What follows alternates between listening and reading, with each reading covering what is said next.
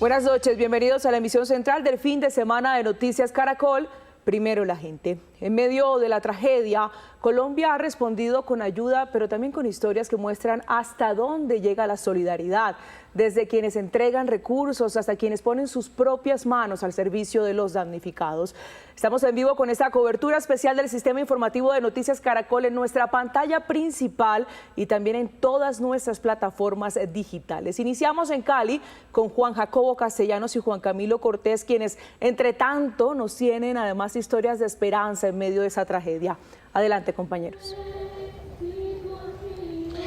7:05 minutos de la noche, ¿qué tal? Muy buenas noches, Alejandra, y por supuesto para los televidentes, Juan Jacobo, buenas noches. Hola, Juan Camilo, ¿cómo está usted? En este momento, aquí en Capri, escuchen lo que está pasando, una velatón en homenaje a las 27 víctimas que fallecieron por cuenta del derrumbe de esta torre en este conjunto residencial. Conoces mi vida, conoces mis pasos. Los vecinos, los familiares de quienes aquí lamentablemente fallecieron, los rescatistas han parado un minuto para elevar una oración al cielo en memoria de quienes aquí fallecieron.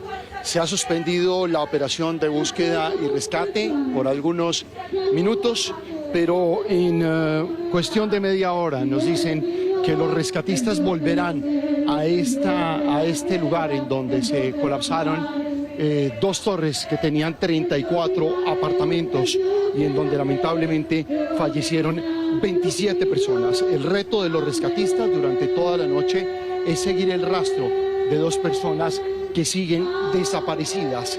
Están trabajando a marcha redoblada para poder recuperarlos antes de que amanezca en este lunes de fiesta en Colombia. Esta es la muestra de solidaridad a esta hora, por supuesto, también de las familias de las víctimas que en este momento hacen presencia aquí en este sector de Capri. Recordemos que en Capri es el sector que mayor número de víctimas presentó por la tragedia del pasado lunes de 7.4 grados y además hay que decirlo, Juan Jacobo, imágenes como estas se van a ir presentando a lo largo de estos días. Velatones, una misa que se concentra en la iglesia a una cuadra de este sector y por supuesto también los rescates, pero también la labor en los diferentes edificios que han colapsado, que han venido cambiando de sentido, de tarea y que ya se viene enfocando mucho más en la recuperación de los cuerpos. Pero en medio de estos homenajes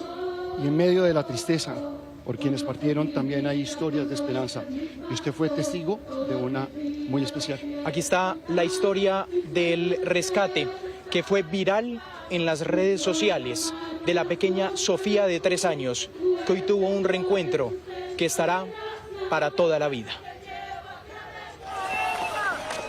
¡Ey, la niña, la niña! Este rescate que se viralizó en las redes sociales. ¡Ay, ahí trae la niña!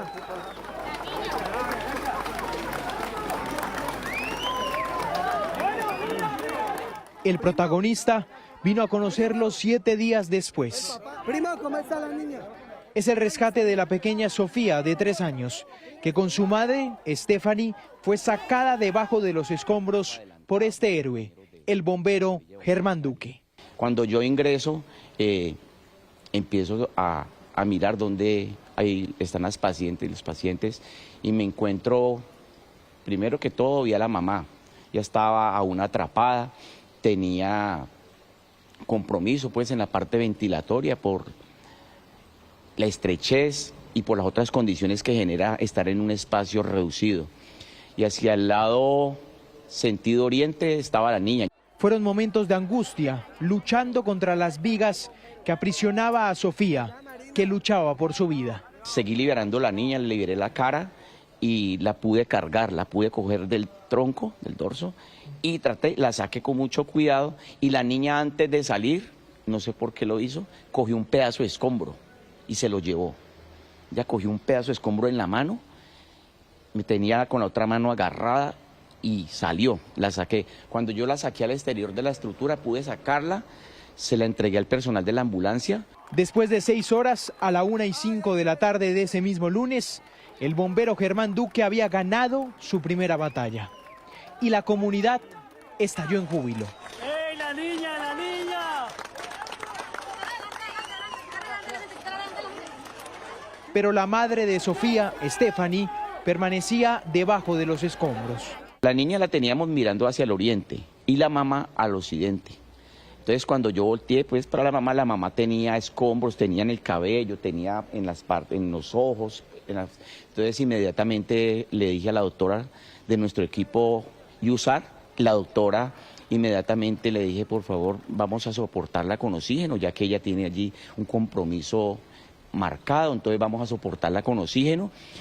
Y igualmente hicimos el tratamiento para evitar el SAP, que es el síndrome de atrapamiento prolongado, que es una patología que generalmente le ocasiona la muerte a los pacientes cuando son rescatados a las carreras de una manera no profesional. Entonces se hizo todo el tratamiento para evitar un SAP.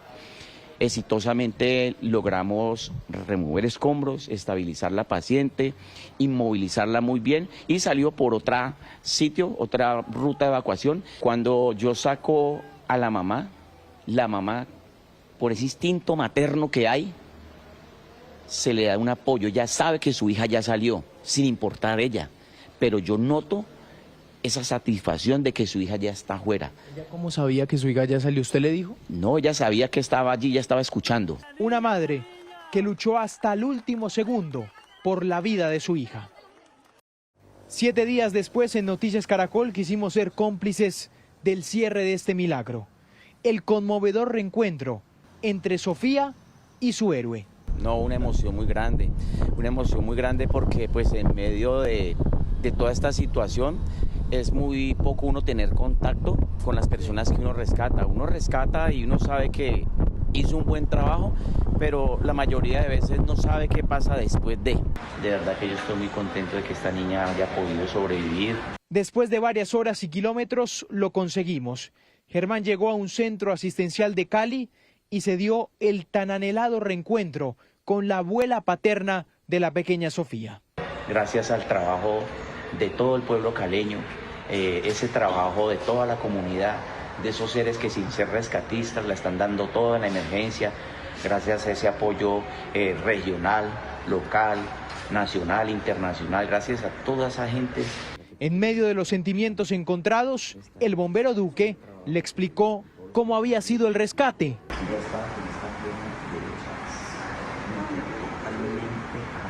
Un abrazo que terminó con Sofía agradeciéndole a quien le salvó la vida.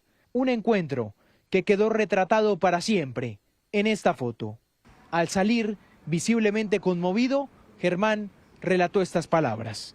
La verdad es que uno vive para estos momentos, pero jamás piensa encontrarse en una situación como la que nos está pasando, que uno va a apoyar a otros sitios, pero jamás piensa que nos tocó a nosotros. Y de corazón yo les doy gracias a toda esa gente que sin ser rescatista, siendo de la comunidad, trabajadores de construcción, trabajadores de cualquier área, en este momento están dando toda. Una historia que nos devuelve el aliento de a poco. Sofía y su familia son hoy el rostro del milagro y el bombero Duque el reflejo del trabajo incansable de cientos de héroes anónimos que siguen removiendo escombros sin descanso. Juan Camilo Cortés, Noticias Caracol.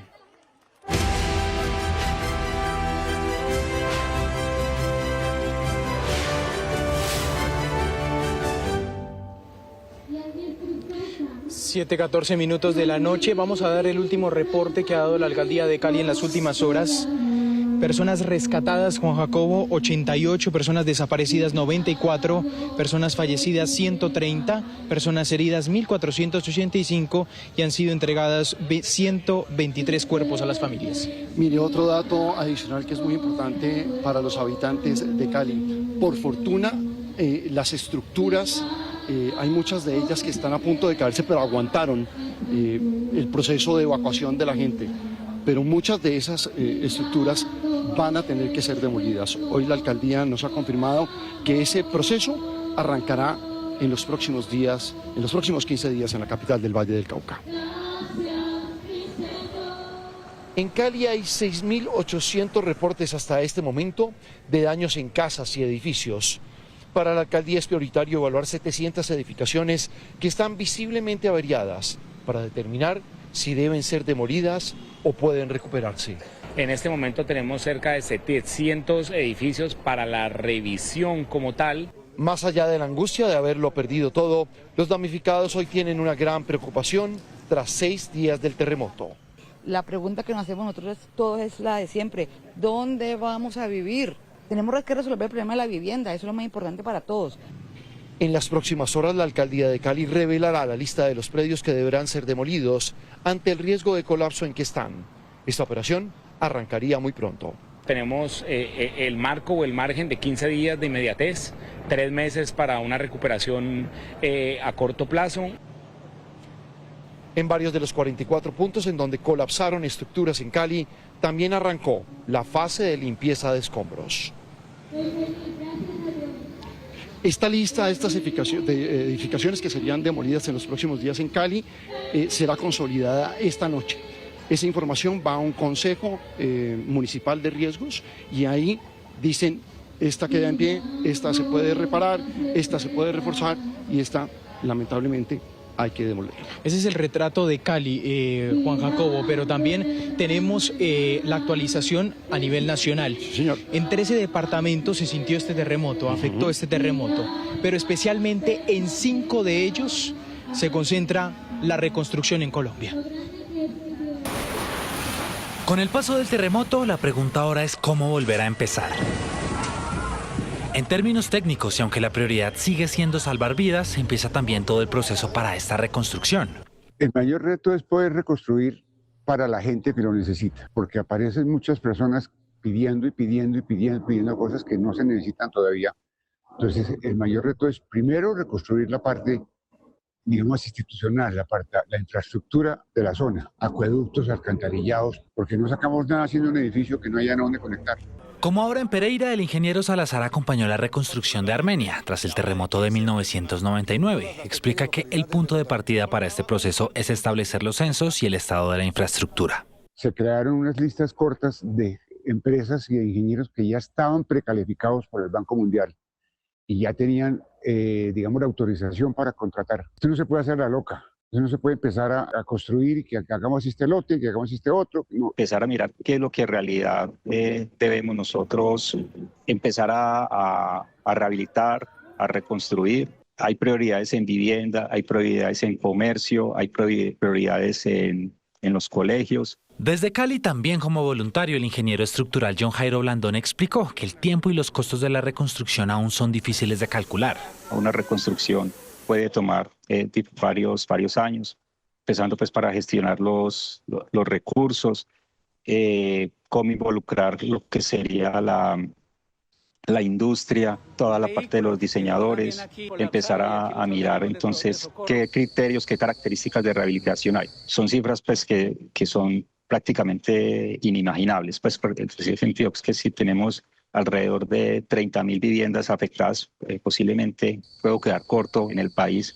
Dicen que también será fundamental la voluntad de los gobernantes locales, regionales y también nacional. Lo más importante y urgente para la reconstrucción es la unidad. Yo creo que es fundamental. Todos estar trabajando en pro y en beneficio de la recuperación de las regiones. La voluntad política es fundamental. Desde las entidades gubernamentales y desde el gobierno central, el trabajo articulado destinando los recursos necesarios y sobre todo con el compromiso real y el compromiso serio de desarrollar un muy buen trabajo y generar este proceso de reconstrucción. Los expertos reconocen que a la par de la reconstrucción de la infraestructura debe hacerse todo el acompañamiento social posible a las víctimas de la tragedia. Ahí está la reconstrucción, Juan Jacobo. Mire, frentes como este de destrucción, en este momento son 4 los que se concentran los trabajos. Para que usted se haga una idea, recordemos que arrancamos en 8. Sí, señor. 8 puntos. En 44. En 44 puntos de búsqueda y rescate cuando ocurrió el terremoto el lunes pasado. Se fueron reduciendo después, 8 concentraron y ya vamos en 4 en este momento los distintos trabajos de recuperación de cuerpos en este momento. Pues mire, seguimos hablando de reconstrucción y qué mejor poder hablar con los expertos. Natalie Ramos, periodista de Noticias Caracol, habló con el presidente de la Sociedad Colombiana de Ingenieros, que planteó los retos para esta etapa que viene en Colombia, la reconstrucción tras el terremoto de 7.4 grados.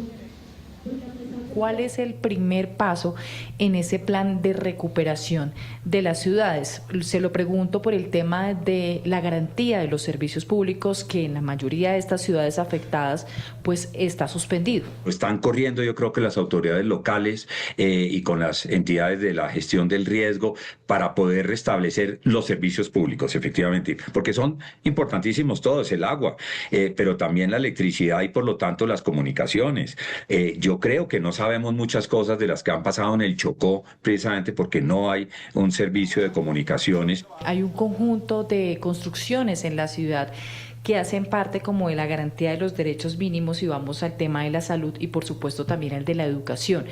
¿Ese es otro paso, el de empezar a revisar los colegios y los hospitales, por ejemplo? Claro, pero yo creo que más que otro paso, tenemos que hacer pasos en simultánea. Más de 2.000 instituciones educativas que han sufrido daños, unas en mayor proporción que otras, pero los niños quedaron sin un sitio para continuar su proceso educativo, pero además pues nos tenemos que organizar para que podamos seguir estas labores. Ahora, hablemos, por ejemplo, de estas construcciones que no colapsaron totalmente, pero que tienen serias averiaciones. Hay como unos segundos y terceros pasos, y hay que estabilizar construcciones que no podemos permitir que se caigan, y ahí tiene que ver también mucho pues el patrimonio cultural. No podemos arrasar, o sea, el terremoto no arrasó por completo con un patrimonio que es de todos los pueblos y de todas estas regiones, y hay que hacer unos trabajos de estabilización, de primeros auxilios. Arquitecto, entiendo que ustedes como Sociedad Colombiana de Arquitectos han tenido unas conversaciones con el gobierno porque consideran que este plan de recuperación no solamente debe enfocarse en la construcción de las viviendas que se perdieron por completo, sino incluso en el tema de la sostenibilidad de estas ciudades. Ya estamos trabajando en un comité técnico nacional entre todos para definir esa hoja de ruta, pues porque aquí ponen todos y aquí tenemos que unirnos como país y con experticia y con conocimiento para sacar adelante pues todos estos proyectos y definir, como digo, ese cronograma. Han pasado apenas 6 días de la tragedia, pero tenemos que ir pensando en que esto tiene que ser muy rápido, y efectivamente cuando hablamos de sostenibilidad estamos hablando también de futuro. Mire, a propósito de este tema, La Silla Vacía ha hecho un estudio clave sobre el índice GEM, que es el que dábamos el viernes de los países y la preparación frente a estos desastres. Vulnerabilidad frente a terremotos. Cali tiene el 16% de las viviendas, Pereira el 13%, igual que Manizales. Y oiga este dato, Quibdó, 75.2% de las viviendas son vulnerables a los terremotos. Es un desafío reconstruir en los 5 departamentos. Es una desigualdad afectados, y total, también frente a la infraestructura. Total, es un gran desafío el que nos plantea ahora esta reconstrucción, porque hay que cumplir con las normas sismo resistentes para que esta tragedia no vuelva a ocurrir en una zona que tiene riesgo sísmico alto en nuestro país. Bueno, hablamos ahora de ayuda. Lo de Cali ha sido bellísimo. En cada esquina hay un caleño ayudándole a otro caleño damnificado, pero eso no ha sido ajeno a los habitantes del Valle del Cauca. Nuestro compañero Juan David Ríos estuvo con la gobernadora del departamento en la sede de la licorera que queda en el norte de esta ciudad. Allí decenas de personas están llegando con sus ayudas para llevar a los 42 municipios de este departamento afectados por el sismo. Juan Jacobo, Juan Camilo, mire, centenas, 902 personas, voluntarios, han llegado acá, a lo que era la licorera del Valle, y ya llevan casi 12 horas y continúan trabajando. Y yo quiero que ustedes vean este centro de acopio. Más de 290 toneladas de ayudas de todo el departamento, de todas las personas, incluso de diferentes países, han llegado a este punto para distribuir a todos los municipios del Valle del Cauca y los voluntarios siguen presentes acá. Hablamos de colchonetas, de agua, de comida, de alimentos de aseo, absolutamente todos. ¿Y saben qué es lo más bonito que nos hemos encontrado aquí en este centro, que lo podemos decir como el centro de la esperanza? Son las historias de los voluntarios. Conocimos a dos personas, a Stephanie y a Melanie, madre e hija, que salieron, incluso trabajan en las calles, trabajan en un semáforo limpiando vidrios y llegaron hasta acá a limpiar y a poder ayudar justamente como voluntarios. Esta es la historia. Las ayudas siempre vienen de corazones grandes y en la bodega de la antigua licorera del Valle hay muchas historias que conmueven. Ella es Stephanie, madre cabeza de hogar. Stephanie, ¿usted a qué se dedica? Yo trabajo en un semáforo, limpio parabrisas de los carros, vendo agua, vendo juguitos y saco de vez en cuando como postres o arroz con leche para vender. Dejó a un lado las ganancias diarias, los 70.000 pesos que con esfuerzo logra conseguir para entregar sus manos a ayudar y a llevar algún alivio a los miles de damnificados por el terremoto. Gracias a Dios estamos bien, no fue a mayores como lo que está pasando con otras familias, entonces prácticamente estamos muy bendecidos, rebendecidos. Entonces a raíz de eso yo dije, bueno, no tenemos mucho que aportar físicamente, pero sí tenemos manos, entonces vamos, preguntamos dónde necesitan. Llegamos acá por cosas de Dios, llegamos acá y aquí estamos dándola toda, hemos ayudado a descargar, a cargar y eso son bendiciones porque lo estamos haciendo de corazón y se siente súper bonito ayudar porque es para otras personas que están mucho más con este caos. Su hija Melanie también ayuda, siguiendo su ejemplo. Es una ayuda grande que le vamos a estar dando a otras personas, con nuestro corazón pues damos esto a alguien que sí lo está necesitando y que de pronto no está en buenas condiciones. Gracias a tantas manos que suman, más de 290 toneladas de ayuda se han repartido en los 42 municipios del Valle del Cauca. Hasta este punto llegó la gobernadora Dilian Francisca Toro, acá, quien conoció a Stephanie y Melanie mientras conversaba con nosotros. Mire, le presento a Stephanie y a Melanie. Limpian vidrios, gobernadora, y están aquí ayudando y colaborando. Esto es lo que le llena a uno de tranquilidad y de ver cómo las personas, yo le decía, a veces las que menos tienen están aquí. Así que gracias y felicitaciones. Y es que no importa el estatus social, cuánto dinero se tenga para donar, sino la voluntad de ayudar. Así lo demuestran esta mamá y su hija, que pusieron sus manos al servicio de los damnificados y hoy son símbolo de solidaridad. Mañana se cumplen 7 días de esta tragedia en el suroccidente colombiano. En esta ciudad todavía hay 94 personas desaparecidas y se mantendrán activos 4 frentes de búsqueda y rescate por parte de los organismos de socorro para ubicarlas en los próximos días. Con estas imágenes los despedimos de la Velatón aquí en el sector de Capri, en Cali, como siempre, del lado de los familiares, nuestra más sincera solidaridad a todos que han perdido a un amigo, a su madre, a su abuela, a su tía, a su hermana, a su hijo, por cuenta de esta tragedia. Seguimos en este cubrimiento especial.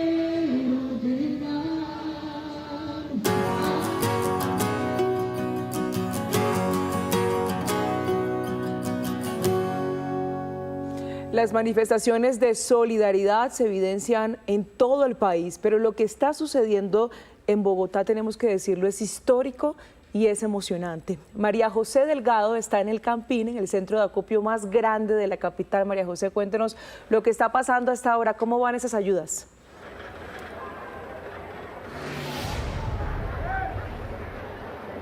Sin duda, Alejandra, es muy emocionante, con más de 900 toneladas recogidas aquí, en este punto, en el Estadio El Campín. Hoy es el último día donde se van a recibir estas ayudas y donaciones. Podemos ver aquí que hay una cadena humana de voluntarios ayudando, pues así hasta hoy a la medianoche van a recibir ayudas, pero todavía se necesitan voluntarios, se necesitan manos para transportar todas estas ayudas que han ido llegando, que como les recuerdo, han sido hasta el momento 900 toneladas que irán a las regiones, a las familias de los damnificados. También recordemos que los otros centros de acopio de la Alcaldía y la Cruz Roja también mañana va a ser el último día que van a recibir donaciones. Esto porque van a entrar en fase de reconstrucción. Así que aquí los dejamos con estas imágenes de solidaridad de los colombianos.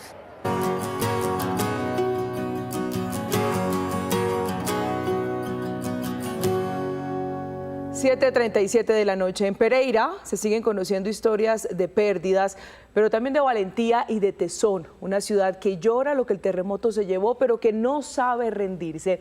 Catalina Vargas, usted ha sido testigo de cómo se levanta la gente de esa tragedia. Cuéntenos. Sí, Alejandra, el ejemplo de esa valentía y tesón se ve en esto, en las donaciones. Yo la saludo desde Expo Futuro, uno de los puntos de acopio más grandes aquí de la capital risaraldense, y me encuentro con la directora de Pro Risaralda, Ana María. Gracias por estar con nosotros en Noticias Caracol. ¿Qué está necesitando la gente en este momento? Catalina, gracias a ustedes por estar acá. Risaralda necesita ayuda. Risaralda es un departamento próspero, es un departamento pujante que hoy necesita que Colombia lo abrace. Tenemos grandes necesidades, más de 120.000 personas afectadas por este gran terremoto que afectó todas las zonas de la ciudad de Pereira y de nuestros municipios del departamento. Estamos necesitando ayuda, estamos necesitando comida. Las ayudas están llegando de manera generosa del país, pero nos falta más. Necesitamos completar los mercados, atender esta emergencia que es muy grande. Tenemos más de 1.600 personas en albergues improvisados. Necesitamos carpas. Sí. Ana María, para explicarle a la gente, ¿por qué mercados completos? Porque la gente está donando agua y papel higiénico, o mercados que no deben tener las cosas necesarias en este momento. De esas historias que hemos encontrado en este recorrido, justamente les hablamos en el siguiente informe, porque son historias de emprendedores que hemos encontrado acá en Pereira. Alba Lucy Galvis es una emprendedora pereirana, pujante y echada para adelante. Yo empecé hace 13 años con el negocito. Yo empecé pues de la nada, porque un primo me permitió el local, yo lo arrendé, entonces yo quería ser independiente, ¿cierto? Pero empecé con muy poquitas cosas. Yo empecé con 2 cajitas de gaseosa, ¿cierto? Empecé con unos cuantos producticos, compré una grequita y ahí empecé a vender tinto, pintadito. Con el pasar de los años, su negocio fue creciendo y logró consolidarse en el sector de Cuba Pereira, pero el terremoto borró esos 13 años de trabajo.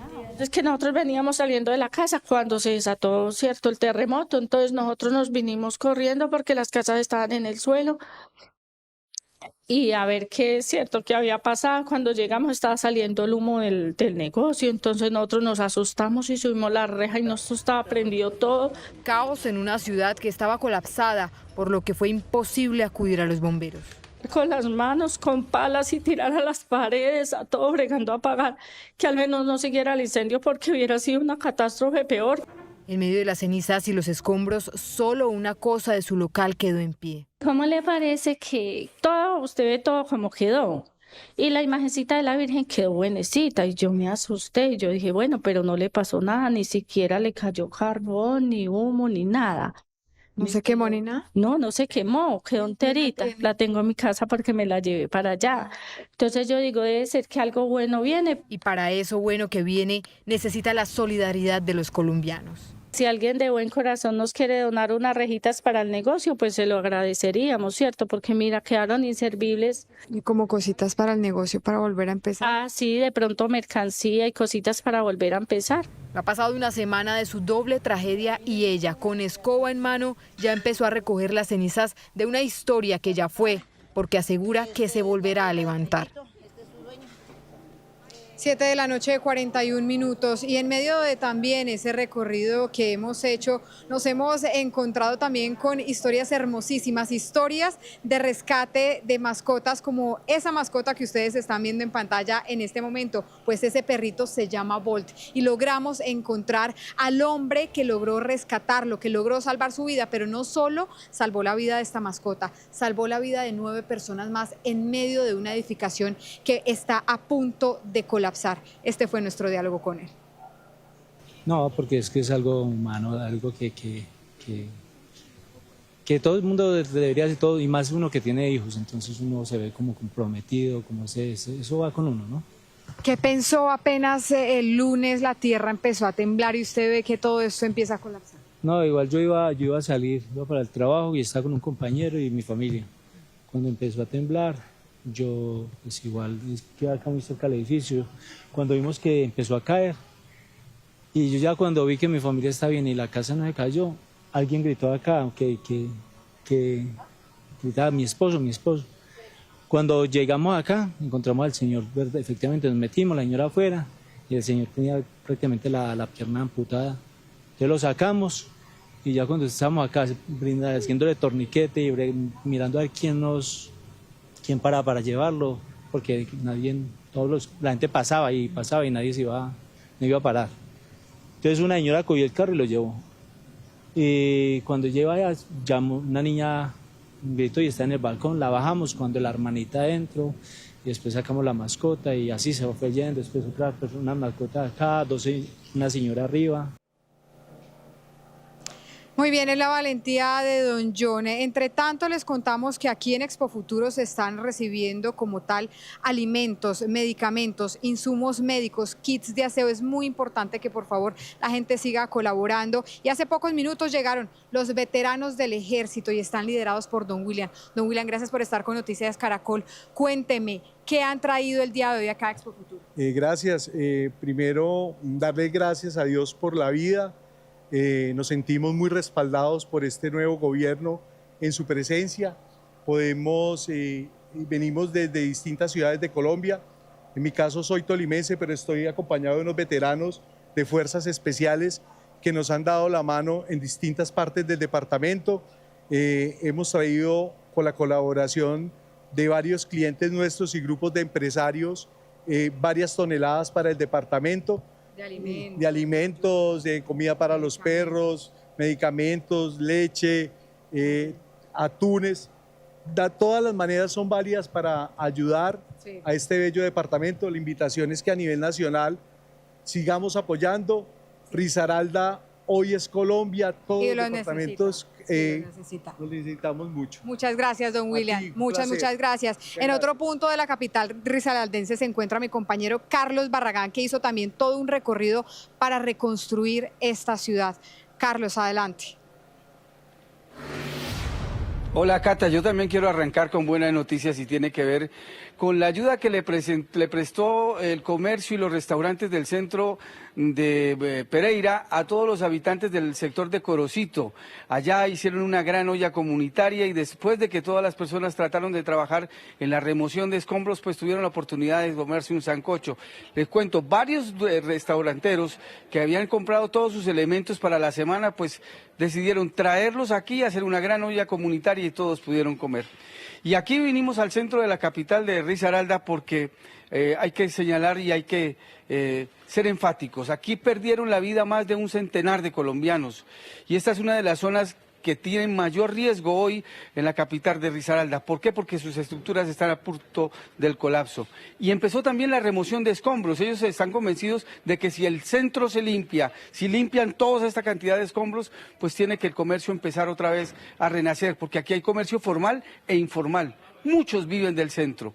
Hablamos con las personas que están haciendo esa labor, con el dolor en el alma, porque son de Pereira. Están recogiendo lo que el terremoto les dejó. Esta es la historia de ellos.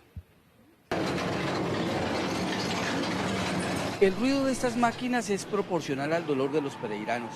Detrás de estos brazos mecánicos que recogen y apilan escombros, hay jóvenes de aquí que recorrían las calles del centro y que les cuesta ver la destrucción. Subirme acá y yo tener que hacer esto, pues es algo que uno no tiene en la espera. Pero pues si tenemos que pasar por esto y hacerlo de nuevo, porque Pereira va a ser algo mejor y va a ser un futuro mejor.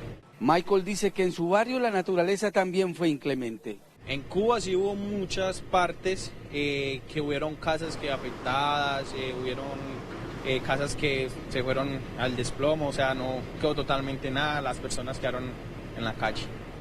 Juan Carlos Restrepo conduce una de las volquetas. Cuando la retrocarga, el piso cimbronea. De inmediato viene el recuerdo de lo que pasó. Porque esto es un peligro.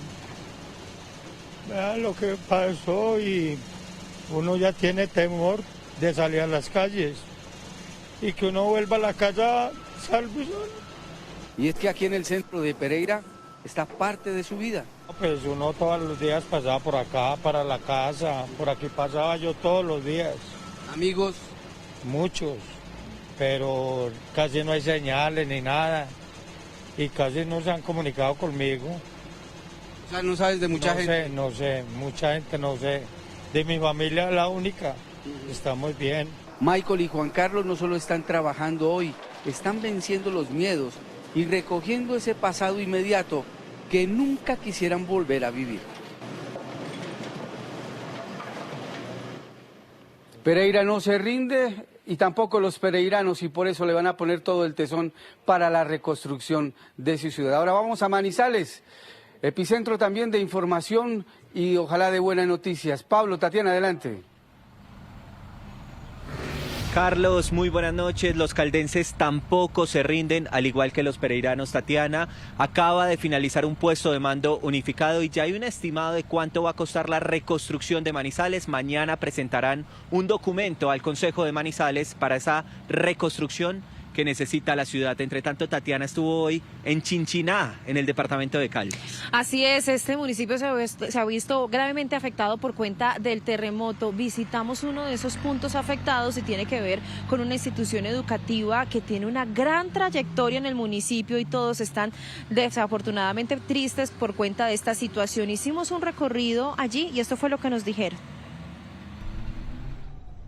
Pupitres vacíos cubiertos de polvo, cartucheras y maletas que quedaron atrapadas en medio de la emergencia, tableros que ya no están frente a los estudiantes sino junto a grandes grietas que atraviesan las paredes. Así luce hoy la institución educativa Santa Teresita, uno de los colegios más emblemáticos de Chinchiná, Caldas, pero detrás de estas paredes afectadas hay casi un siglo de historia. Generaciones de niños y jóvenes han pasado por estas aulas, han aprendido, han hecho amigos y han construido parte de sus vidas aquí. Esta es una institución que está a punto de cumplir 100 años de historia en el municipio de Chinchiná. Es una institución muy querida por toda la población, que durante los últimos años ha presentado excelentes resultados académicos, ha sido reconocida como una de las mejores instituciones públicas del departamento de Caldas. Hoy, sus más de 1.400 estudiantes están en vilo. Muchos de ellos no saben cuándo podrán regresar a las aulas que hasta hace pocos días eran parte de su vida cotidiana. Elizabeth, una de sus docentes, recorre ahora un colegio que le resulta difícil de reconocer.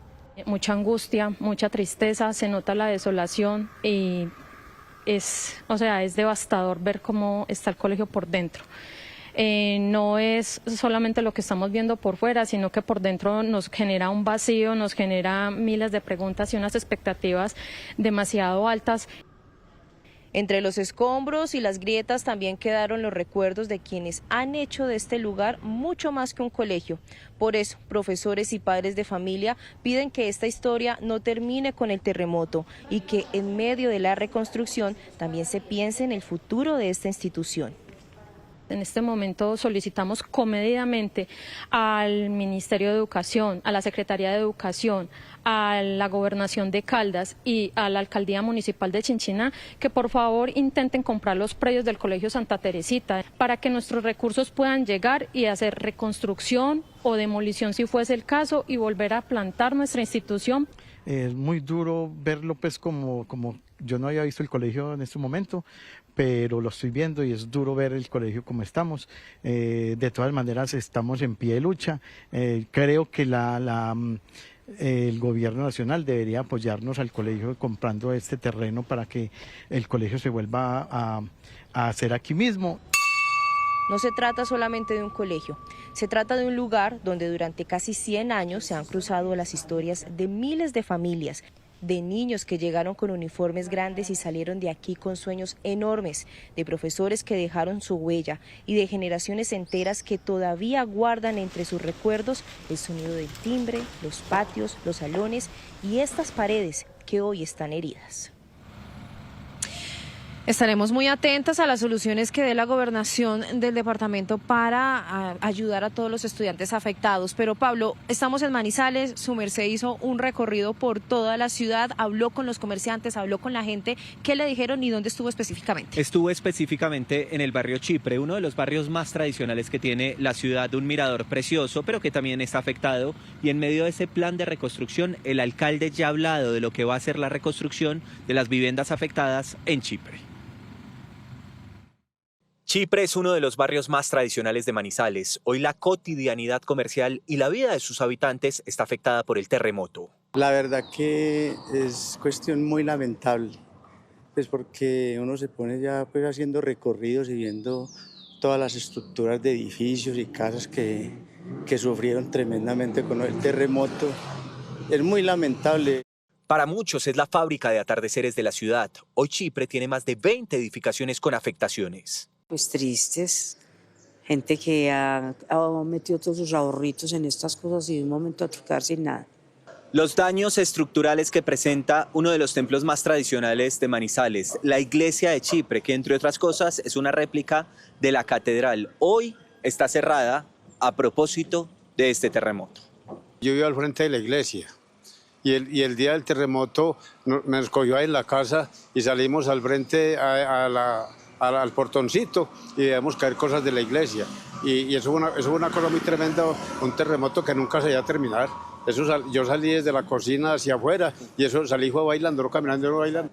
Algunos aún no salen del impacto y agradecen el milagro de estar con vida, pero también denuncian que hay quienes abusan en época de crisis. En este momento, todo el mundo está aprovechando esta calamidad para subir en una forma descarada los arriendos. Los que valían 1.200.000 los subieron a 1.800.000 y los de 1.800.000 a más de 2 millones. El alcalde de Manizales asegura que para Chipre y todos los barrios afectados hay un plan de recuperación. El barrio Chipre tiene las afectaciones principales en la calle principal al lado de la iglesia. Son 2 cuadras seguidas donde hay más de 8, más o menos unos 10 edificios que fueron impactados. La alcaldía de Manizales afirma que ya tiene un estimado de cuánto costará la reconstrucción. Este lunes presentarán un documento al Consejo de la Ciudad. 7 de la noche, 54 minutos. 2 datos importantísimos. 1, para quienes están especulando con los arriendos, el alcalde ya ha anunciado sanciones. 2, en el centro histórico de Manizales hay más de 20.000 comerciantes que están afectados tras este terremoto. Comerciantes afectados en diferentes regiones del país. ¿Por qué no hablamos del departamento del Quindío? Alejandro Cortés habló con los comerciantes de allí y también de esos planes para reactivar el comercio, el turismo principalmente, que es súper importante en esta región. Es una ruta turística maravillosa. Este es el informe de nuestro compañero Alejandro Cortés. La resiliencia es un sello de los colombianos y el departamento del Quindío no es la excepción. Muchos habitantes de la región intentan reponerse de la adversidad. En Circasia, los comerciantes volvieron a abrir las puertas de sus negocios para recuperar las horas perdidas por la tragedia. Después del terremoto no se pudo abrir. La verdad, apenas hace media horita se está otra vez retomando pues para abrir. Sí nos vimos afectados un poco porque pues este es como se dice, el hogar de nosotros, porque aquí es donde todos mantenemos. Este es el sustento de muchas familias, de muchas cosas. Igualmente se pueden hacer varias situaciones, pero este es el sustento como tal de todos nosotros. Las autoridades buscan reactivar el comercio para hacerle frente a los días difíciles. Hasta el momento, más de 617 establecimientos de turismo de toda la cadena de valor de nuestro sector con afectaciones, pero muchos funcionando. Algunos han podido reaperturar sus negocios, algunos están operando. Hoy el 80% de nuestros parques temáticos se encuentran a disposición de todos esos turistas que quieran visitar nuestro departamento. Lo que está abierto en este momento puede apoyar a los damnificados, podemos mantener una economía, podemos mantener unos flujos importantes dentro del territorio. Lo más hermoso que tenemos nosotros en el municipio de Finlandia hoy, aparte de nuestro mirador, es esta hermosa iglesia que hace parte del paisaje cultural cafetero, con la arquitectura completamente hoy disponible para que propios y turistas nos visiten y nos encuentren. Aparte contamos con un hermoso parque y nuestra arquitectura. Pues en un rinconcito del Parque Central del municipio de Finlandia, en el departamento del Quindío, se encuentra una iniciativa del alcalde Duvernay Pareja para apoyar a los caficultores de este municipio. Y doña Orfa nos va a explicar, por favor, cómo funciona el tema de los precios, cómo funciona aquí esta iniciativa de la alcaldía. Bueno, esta tablera es para nosotros dar a conocer a los propios visitantes qué café tenemos en el día. Entonces, por ejemplo, hoy tenemos café de media luna, en una altura de 1.610 sobre el nivel del mar. La variedad es un borbón amarillo y entonces acá lo de los precios es así. De acuerdo a cómo los visitantes nos pidan el café, así también son los precios. Por ejemplo, acá un café vale 3.000 pesos, nos saludó. En cambio, si usted dice un café, por favor, vale 2.500. Pero si dices, buenos días, un café por favor, le vale 2.000 pesos la taza de café acá en nuestra tienda. Y mientras la reactivación económica se da en el departamento del Quindío, desde el norte de Bogotá, específicamente en el barrio El Codito, llegan más ayudas humanitarias para los más damnificados. ¿Usted por qué nace esta iniciativa? Bueno, nosotros somos realmente un barrio que ha tenido afectaciones, que somos un barrio también que ha tenido problemas, pero somos muy unidos y desde Bogotá hemos querido traer ayudas hacia la gente que más lo necesita. La solidaridad y la reactivación económica no solamente se ve en los locales comerciales. Nos encontramos con el señor Jorge Eliezer Selemín. Él ha estado repartiendo junto con su familia el que él dice es el mejor café del municipio de Finlandia. Jorge Eliezer, ¿por qué esa labor? Tenemos que darle gracias a Dios de que algunos seguimos vivos y que hay gente muy necesitada. Entonces, de esta manera queremos colaborar con la gente que no tiene con qué tomarse un café y estamos para servirle a Finlandia, a la alcaldía y a todo el eje cafetero. Otro de los puntos más turísticos del departamento del Quindío son sus parques temáticos. Nos encontramos en zona rural del municipio de Quimbaya. El parque temático Panaca ya logró abrir sus puertas después de este terremoto el día de ayer. Desde las 10 de la mañana y hasta las 5 de la tarde los turistas pueden venir a visitarlos. Otros parques como el Parque del Café aún continúan haciendo inspecciones técnicas a todas sus atracciones para lograr abrir al público y garantizar la seguridad de todos los turistas. 7:59 Noticias Caracol. Seguimos también haciendo seguimiento de los puntos de acopio y de donación en el país donde los colombianos se pueden acercar y entregar sus ayudas. Esteban Bejarano nos recuerda cuáles son esos puntos. Esteban. Alejandra, pues a propósito de que el parqueadero norte del Estadio El Campín cierra hoy a la medianoche su acopio, recordemos que en Bogotá hay otros puntos para recibir las ayudas promovidos por la Alcaldía y la Cruz Roja, por ejemplo, que van hasta mañana 17 de agosto al mediodía. De esta última, en su sede Bogotá, es uno de los acopios de la Cruz Roja sede Bogotá, y de allí en adelante se podrá seguir llevando ayudas en el Palacio de los Deportes, la Universidad Jorge Tadeo Lozano, Unicentro, entre otros. Hay que resaltar que estos puntos estarán habilitados hasta mañana lunes al mediodía, les volvemos a recordar, porque iniciará un proceso de desaceleración en el recibo de ayudas, una decisión que responde al proceso de transición de la respuesta humanitaria y a la necesidad de adecuar la recepción de estas ayudas a las necesidades actuales de las comunidades afectadas. Sin embargo, resaltamos que en la capital del país hay varios centros comerciales afiliados a FENALCO como Titán Plaza, Atlantis Plaza, Avenida Chile, Plaza Imperial, entre otros, que están recibiendo donaciones y ayudas. Por supuesto, también el Banco de Alimentos de Bogotá estará haciendo esa recepción de la solidaridad de los colombianos. Esteban, muchísimas gracias. De otro lado, acompañamos la entrega de las primeras ayudas humanitarias que llegaron al municipio de Alto Baudó, esto en el departamento de Chocó, un territorio al que no se puede llegar por vía terrestre. Las donaciones se dan gracias al movimiento ambientalista colombiano, con el apoyo de la empresa minera Volador Colombia, que dispuso de un helicóptero para llegar hasta la zona. Nuestra compañera Luisa Polo acompañó el recorrido y nos tiene hasta ahora los detalles de esta misión. Luisa. Alejandra, buenas noches. Y la saludo a esta hora desde la Universidad Tecnológica del Chocó, porque aquí en contadas horas van a llegar más insumos médicos recopilados por estos voluntarios del movimiento ambientalista colombiano que se van a desplazar también a esos territorios. Y mire, aquí aunque la universidad resultó bastante afectada por el terremoto, las directivas han dispuesto este centro de acopio para recoger más insumos y mercados que se van a trasladar. Y ellos son los voluntarios de la universidad, los estudiantes que van a recibir esas ayudas. A continuación, la historia que tuvimos hoy en el Alto Baudó. Llegar hasta Piedepató, cabecera municipal de Alto Baudó, en el Chocó, es toda una travesía. Está a 40 kilómetros de Quibdó, pero no se puede llegar en carro, solo se puede llegar en lancha por el río Atrato y luego un recorrido por el río Baudó. Esta vez, gracias a la suma de varios esfuerzos y a pesar de condiciones climáticas retadoras, llegamos en helicóptero con los voluntarios del movimiento ambientalista colombiano. La misión era clara, llevar hasta el Alto Baudó las primeras ayudas de insumos médicos. Poblado en su mayoría por comunidades indígenas, Alto Baudó nos recibió con los brazos abiertos. Aquí unas 2.700 familias resultaron afectadas por el terremoto. Tenemos 2.700 familias afectadas, tenemos 960 viviendas averiadas, fueron 35 viviendas que fueron destruidas totalmente. ¿Han recibido ayudas? Se están haciendo todas las gestiones, pues hemos recibido ayuda, pero hasta hoy están en Quibdó, porque no han sido, tenemos unos sitios de acopio donde se están recibiendo para poderse trasladar hacia Puerto Melú para que llegue a pie de pato. ¿Es difícil llegar hasta acá? Sí, bastante difícil porque de Quibdó a llegar al municipio de Alto Baudó es bastante el trecho. Se debe pasar por los municipios de Ismina, llegar al medio Baudó y luego coger embarcaciones a la cabecera municipal. ¿Cuánto se demora? 8 horas, estamos hablando de un trayecto más o menos de 8 horas. En esta oportunidad, llegar hasta el Alto Baudó nos tomó 20 minutos de vuelo en este helicóptero dispuesto para el traslado de ayudas por la empresa minera Volador Colombia.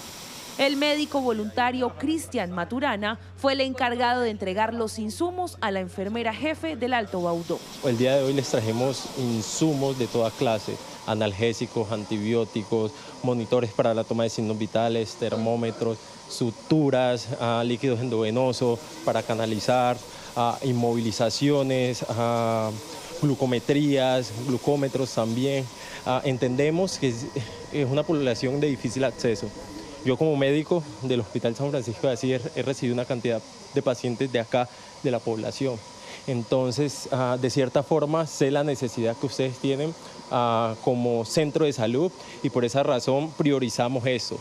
Importante que tengan claro que no es solo ahorita, la idea es hacer como un seguimiento periódico. Agradecemos la donación, ha sido un poquito caótico porque como ha habido, muchas personas perdieron sus casas, están muy angustiados. Nosotros tenemos toda la disposición, gracias a Dios, al personal de la salud en el momento, a ninguno de nosotros nos pasó nada en nuestra salud, sí hubieron afectaciones de vivienda, pero nosotros hemos tratado de dar toda nuestra disposición y toda la mejor actitud para las personas que lo perdieron todo.